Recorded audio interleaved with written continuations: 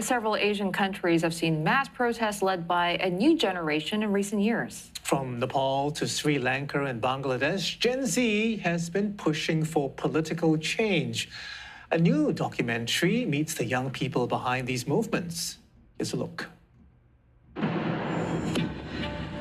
They execute the flood control projects to hide their main agendas of stealing the public funds. The very system in itself can no longer be trusted. The politicians have become more powerful than the law of the country. त्यो वालबाट चाहिँ मेरो हात पारै भयो हैन खुट्टा त पुरै हल्लिरहेको थियो यसरी रे भनेको अब वहाँ हैन के आँसु आइरहेको थियो झरिरहेको थियो The Gen Zs react to bad policy from the government. Kayak slogan aja gitu, kalau ini gue berani loh, ini tuh slogan untuk menuntut keadilan pada sistem apapun gitu. এই বিগত সরকারের যে 15 বছরের যে স্বৈরতন্ত্র এই শাসন ব্যবস্থা তো এটা মানুষের ভিতরে একটা ক্ষোভের জন্ম তো সেই স্বপ্নটা এখন আর নেই সেটা তো ভেঙে গেছে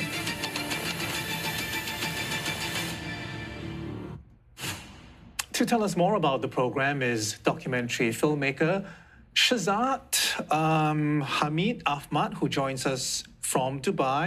Shehzad, thank you very much for joining us on Asia First. So tell us a little bit about why you decided to make this particular documentary. So, as you know, in the last 3 years, in the last 1 year, actually, 3 governments, namely Nepal, Sri Lanka, Bangladesh, have collapsed, marking one of the most turbulent periods in political history. And these protests were all led by Gen Z protesters. And during our research, we came across this statistic given by UNICEF 2025 Asia study that found 6 in 10 Gen Z respondents are at high risk of mental health issues emanating from economic stress, climate anxiety, unemployment, bad governance, and even corruption. So we got to film with various Gen Z groups to understand the reasons behind this and to film their sense of grievance, to understand their passion for democracy, economic justice, and willingness to challenge the status quo. It's a generation that's fully digital native, that have grown up with smartphones, the internet, social media, and how they've used these tools to organize and express dissent. Eventually, the aim was to also understand if these Gen Z protesters have been able to bring any meaningful change in these societies after many months of protests. Specifically, we've seen Gen Z protesting in the Philippines in recent weeks. What's fueling this youth activism there? So we filmed in Manila with a youth group called Pandey Sining. This is a group that's been protesting for the past many months. Initially, they started protesting after the federal government proposed budget cuts to student scholarships and funding to state universities. But this has quietly transformed into a much bigger issue in the country. And the focus of our filming shifted to the non-existent flood control projects that have been taking place for the last 10 years, poorly constructed dikes, missing infrastructure that was never built, and that have failed residents and protecting them from typhoons and floods. Very recently, 1.4 million people were displaced in the last recent typhoon in the country. So the Gen Z protesters we filmed with believe that the governance systems that enable this particular scam can no longer be trusted to govern them. President Marcos has frozen corrupt payments, but many believe that that's not really possible. The funds are expected to be forfeited to the government. 2 ministers implicated in the scandal have resigned, but the protests have continued in and across for the Philippines. Shehzad, are the trigger factors always the same? I mean, we had, you were talking about the Philippines, but we also had Nepal, where we saw some quite violent Gen Z movements. Yeah, so Nepal was completely different. It was a very violent protest. More than 70 people were killed. 1,000 protesters were injured, many with bullet injuries after, and that only led to the Prime Minister Oli resigning. Our focus here was to understand the aftermath of what happened. We went inside the trauma hospital in Kathmandu to film with these protesters who are still reeling from their injuries.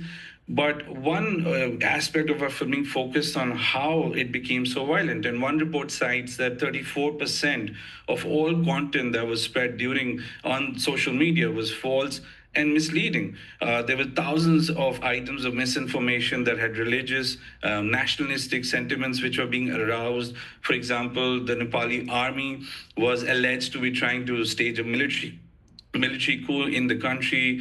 A former first lady was burnt alive, and this led to a lot of violence and misunderstanding in the country. And Shehzad, we reported earlier today that Bangladesh is set to hold elections in February next year, and we know that a court in the country recently gave the death penalty to former Prime Minister Sheikh Hasina, which is quite an extraordinary development. How does that tie to your documentary? So Bangladesh, we want to understand 1 year down the road, because the protests that happened, the Gen Z protests in Bangladesh, took place 1 year ago. And we want to understand how has the country transformed. So we were able to film with Warriors of July. So this group was our families of loved ones who died during the July Revolution. 1,400 students were killed in the uprising, and many of these blamed former Prime Minister Sheikh Hasina. And during the course of our filming, she was eventually given the death sentence, which many of these families marked as a way of getting justice for their movement. But not only that, we also wanted to understand the economic devastation that happened after the Gen Z protests. Over 400 million worth of textile orders were cancelled because of the political uncertainty in the country. It left 50,000 textile workers unemployed. Right now, the country's unemployment rate has skyrocketed to more than 11%. That translates to about 900,000 Gen Z youth unemployed. And that has led to another grim statistic that 55% of this youth wants to leave Bangladesh. So it's not just getting justice, but what was the outcome of these protests economically, and has it improved the country or not? So that was the focus of our filming in Bangladesh, and more of it can be viewed later tomorrow when the documentary airs. Okay, Shehzad, thank you so much for the preview, and thank you so much for getting up so early as well to tell us about it. Be sure to catch the Gen Z Rebels tomorrow at 9 p.m. on CNA. And you can also watch it online on CNA Video On Demand or MeWatch.